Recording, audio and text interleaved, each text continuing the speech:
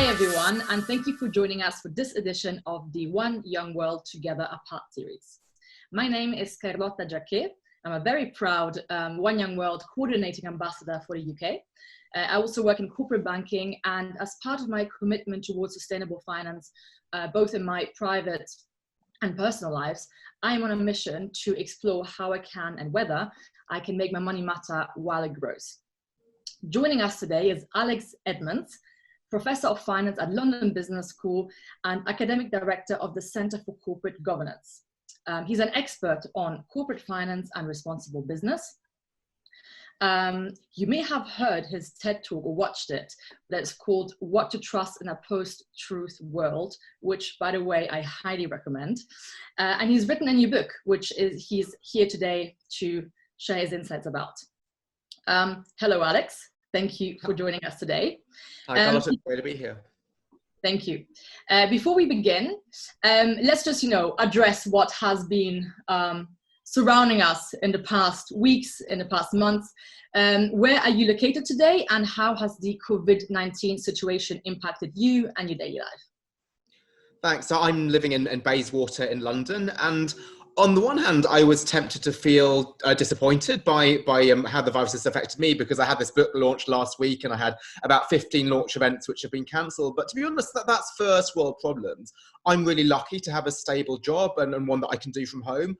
There are some of my friends from university who are doctors. They're out fighting the front line every day. And there's some of my other friends who work as freelance sound engineers or musicians or fitness instructors, and their incomes are really badly disrupted. So for me, I could wait 6 months for the book launch to take place, so that's fine, but other people can't wait, and small businesses can't wait, and that's why it's really important for businesses to serve wider society. It's for times like these. Mm-hmm. Absolutely, I actually agree with you. I feel to be quite a privileged group as a young professional, also without children and everything. But actually that relates to my first question and on your book. So you recently launched your book in difficult circumstances in March, and the book is called Grow the Pie, How Great Companies Deliver Both Purpose and Profit. I'm very intrigued by this title. So could you please tell us a little bit more about the book and why you think it's particularly relevant in today's environment? Sure. So as you might infer from the title, deliver both purpose and profit, it's about how companies can serve both society as well as investors. Now, I probably don't need to explain to the young world audience why it's important to serve society. We have major problems such as climate change, automation, income inequality. And so businesses, they have a responsibility towards wider society. But I think it's more interesting to stress, why do I also want to highlight why businesses must generate profit as well? Because we often see profit as evil, as extracting value. So I use the pie metaphor, is we often think that anything that goes to investors is at the expense of society. So the way to reform business is to reduce profit. But I think that's problematic for at least two reasons. The first is that we want businesses to voluntarily adopt the new approach, the new reforms. And so if the new approaches are ones that are going to make businesses less profitable, the main way in which we're going to get them adopted is through regulation and law.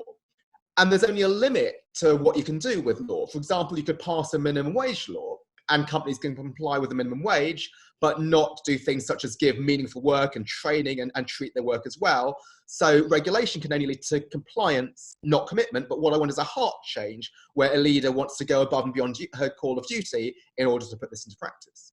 And the second reason why I think that's incomplete is that we think about investors as them and society as us, but actually investors are us. They include parents saving for their children's education. They could include pension funds saving for their beneficiaries. And so any reform of business absolutely needs to take responsibility to a society really seriously, but also must still deliver profits to investors. Even though they're not the most important part of the pie, they are still part of it. Yeah, makes sense. So then building on that, my next question relates to the financial system we have today, capitalism. Of course, the pandemic has brought about, a latest surge in anti-capitalism. Many people have been, highlighting the crippling income inequalities, the differences in access to resources, and so on. And there's been plenty of news on that as well. But then, so why and how, or whether at all possible, can capitalism be sort of can serve as an equalizer for this?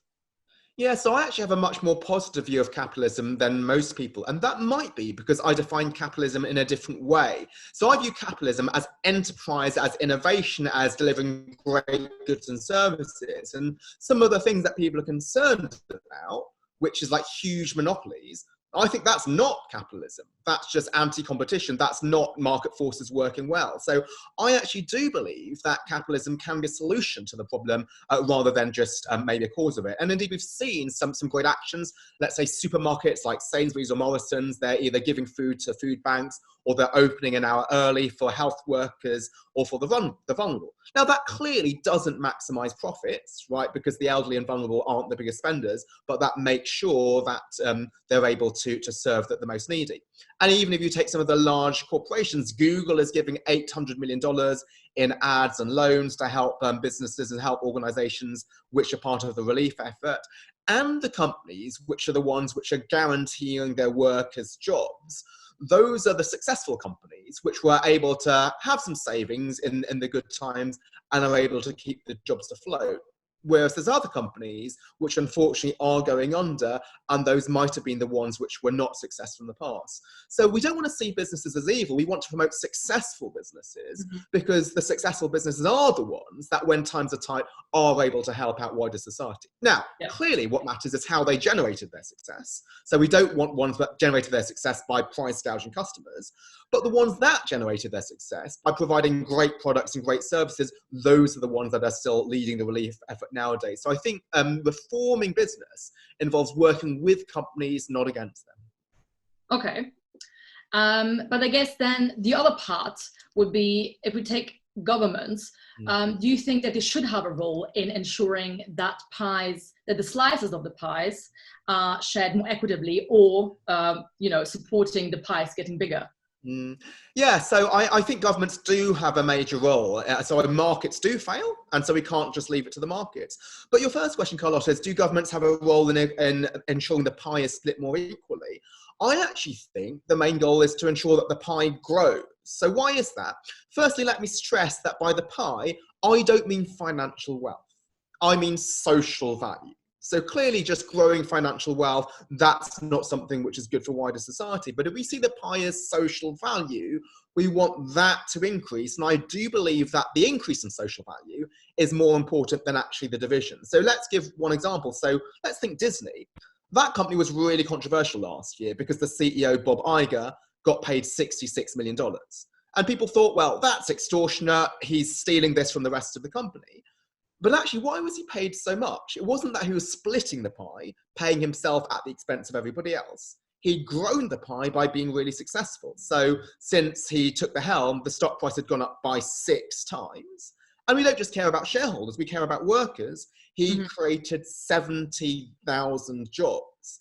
So I think much more serious than doing a great job and then getting paid well, it's just doing a bad job to begin with. So I think that shrinking the pie due to being ineffective is a far more serious issue than splitting the pie in a particular way. So how can governments encourage the pie to be grown? Well, that would involve making sure that companies take their externalities, their effect on society seriously. For example, by taxing carbon emissions or mandating reporting of the carbon footprint, encouraging competition and small businesses, because as I said, I think capitalism is about enterprise and innovation. We don't want these huge monopolies, and also some regulations.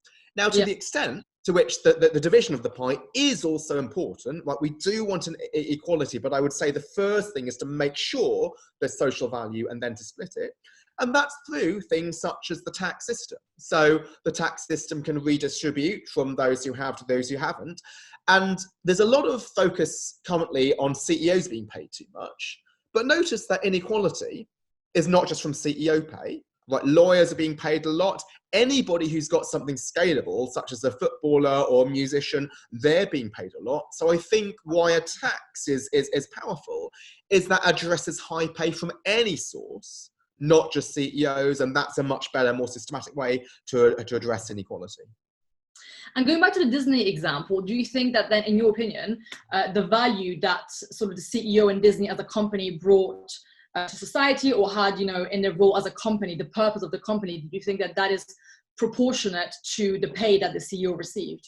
Yes. Well, what is interesting is, well, how much value had been created just in the last month. $75 billion of value was created.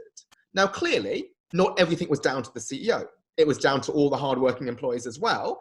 But 66 million, that's less than 0.1% of the increase in firm value. So actually here, that this does allow for the fact that it's not all down to the CEO. But one of the other big reforms that the book pushes is the idea of giving shares to all workers, not just the CEO, because as is implicit in your question, Carlotta, it's probably not just down to him, it's due to all of the other workers in the company. But I do think that the conversation should shift towards let the pie grow and then ensure that everybody, including workers, get a share of that, rather than just thinking about equality without thinking about the size of the pie. Because the simplest way, perhaps, to allow for equality is to make everybody equally poor. Or if a company doesn't innovate, right, then everybody is worse off. They're worse off in sort of an equal way, but I think that's a worse position to be in. Let's take one example of Kodak. Right, that company failed to innovate. And then 145,000 workers lost their jobs. Yet the CEO is never blamed for that. That's never seen as a corporate governance failure. Why? The CEO never lined his or her pocket, right? But the fact that the CEO didn't benefit, that's of no consolation to the 145,000 people who lost their jobs. So I think the biggest way in which we should hold CEOs accountable is for not innovating and failing to create value, rather than doing well. And if their pay was tight at the long term, then they should be doing well as a byproduct. Okay, absolutely. And going back to today's environment and today's pandemic, eventually will come to an end. Let's hope that at some point it does come to an end. When it does, do you think that companies without a purpose will stand a chance of survival in our new world, in the new environment that we may or may not have created after this pandemic? So I actually think they may be able to. And you might think, well, that's a strange answer for me to give, given my book is about the importance of purpose, and I buttress it with a lot of evidence showing that more purposeful companies are more successful. And importantly, the evidence suggests it's purpose that leads to profit, rather than a company being profitable first, and then it can afford to think about purpose. But why did I give the answer that I just gave? Is that we must be careful not to caricature things and to be too extreme. So it's easy to say, oh, without any sense of purpose, you're going to completely fail. If you said something so strong, it's going to be tweeted and shared by lots of people. But we have to be realistic and just admit there are companies that have been successful despite not having a purpose. So it's about 50 years ago, or over 50 years ago, that we first had the evidence that tobacco is linked to cancer, yet tobacco companies have done really well. And I think that could be through a failure of capitalism, a lack of competition and lobbying. I think that's not capitalism that has allowed them to be successful. And if you look at, say, my profession as being a professor, there are some professors who don't care at all about teaching. They only care about their research. And you can tell this in the classroom, but they still keep their jobs and so on. They are less successful, but I don't think it's a binary thing. I don't think that you completely will fail if you don't have a purpose. You'll be less effective, but you could still survive, particularly if there's failures in the capitalist process. Okay. And that leads, I've got a pressing question on this. Sure. So if, we say that, okay, purpose, let's say it does still make you profitable and it is still better to have a purpose, not having a purpose for your profits. Yeah. How can we define purpose? How can we ensure that we have sort of similar definitions of what that means? Because that can be argued, right? I can say, well, maybe some people think this is purposeful, others think it may not be. How do you see that? I think that's a great question, because we see the word purpose banded around all the time nowadays, but without a clear definition of what it means. So my answer to the question of the definition is, it answers the question, how is the world a better place by your company being here? So that is what I think purpose answers. But then I think the definition should not be similar, because different companies will answer that question in different ways. So let's go back to the analogy of a person's purpose. Somebody's purpose might be to become a doctor.